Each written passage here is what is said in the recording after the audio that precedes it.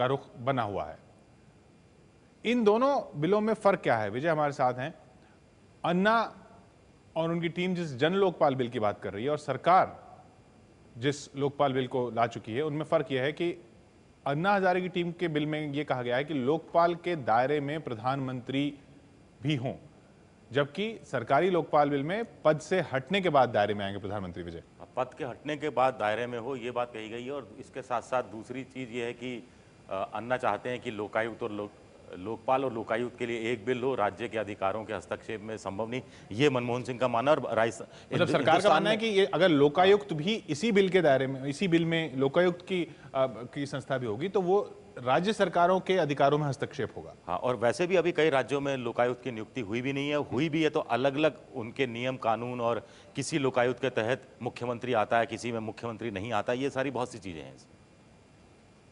अगला मुख्य मुद्दा है न्यायपालिका का। न्यायपालिका भी लोकपाल के दायरे में हो, और जबकि सरकार कह रही है कि अलग एक जुडिशियल अकाउंटेबिलिटी जो बिल आ रहा है वो लाना चाह रही है, सरकार लाना चाह रही है कि जुडिशियल अकाउंटेबिलिटी बिल हो, ताकि इस पे जो पूरी न्यायपालिका है उस पर अपने ढंग से नकेल कसी जा सके और भ्रष्टाचार की मामले हैं वो सामने आ सके। और वाम दल तो चाह रहे हैं कि न्यायिक आयोग एक नया बनाया जाना चाहिए। इस तरह की बातें दोनों के बीच में चल रही हैं। बाकी इसमें बहुत ज्यादा फर्क नहीं है, क्योंकि जो अन्ना का लोकपाल भी है, अन्ना का लोकपाल भी कहता है कि वो जजेस के खिलाफ सिर्फ जांच करेगा और अधिकार आगे क्या होता है वो चीफ जस्टिस को ही होगा। क्योंकि जो बात सरकार की तरफ से रखी जा रही है या उस बिल में ये है कि अगर जो जन लोकपाल बिल में है कि लोकपाल की शिकायत करनी हो तो आप न्यायपालिका के पास जाइए, और न्यायपालिका की शिकायत करनी हो तो आप लोकपाल के पास जाइए, ये दोनों कैसे हो सकता है? हाँ, दोनों में से एक तो ऊपर होगा ही।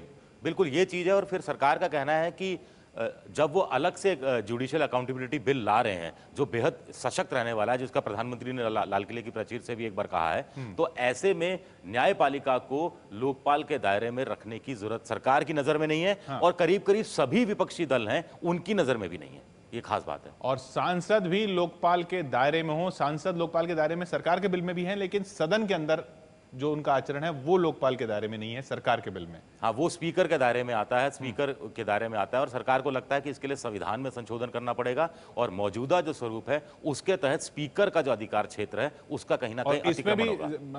ज्यादातर विपक्षी दल यही मानते हैं कि, ज्यादातर नहीं, सभी विपक्षी दल इस बात पर सरकार के रुख से सहमत है कि संसद के अंदर सांसदों का आचरण लोकपाल के तहत नहीं आना चाहिए। तो अभी तक जो विपक्षी दलों की बात सामने आई है उसमें ज्यादातर मुद्दे ऐसे हैं जिनमें विपक्षी दल भी सरकार के साथ ही हैं या सरकारी बिल के साथ ही हैं, सिवाय पीएम के को दायरे में लाने के मुद्दे पर।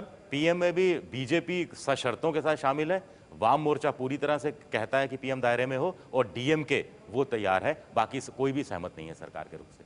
उधर आरोप लगते ही सरकारी कर्मचारी हटा दिए जाएं, ये है जन लोकपाल बिल में, और ये वो बात जिस पे आम आदमी की आवाज और बुलंद होती है कि हाँ, आरोप लगे, सरकारी कर्मचारी हटा दिए जाए, नहीं तो भ्रष्टाचार खत्म कैसे होगा। जबकि सरकारी लोकपाल बिल में यह है कि जांच पूरी होने तक ये मुमकिन नहीं है, हर एक को मौका दिया जाना चाहिए कि उस पर जो आरोप लगे वो साबित हों। सीबीआई को भी दायरे में लाया जाए लोकपाल के, ये जन लोकपाल बिल में सीबीआई को शामिल करना संभव नहीं है। जन लोकपाल बिल में है सीबीआई के तहत जो एंटी करप्शन विंग आता है, हाँ, उसको दायरे में लाया जाए, उसको दायरे में लाया जाए, और सरकार कह रही है कि ये संभव नहीं है।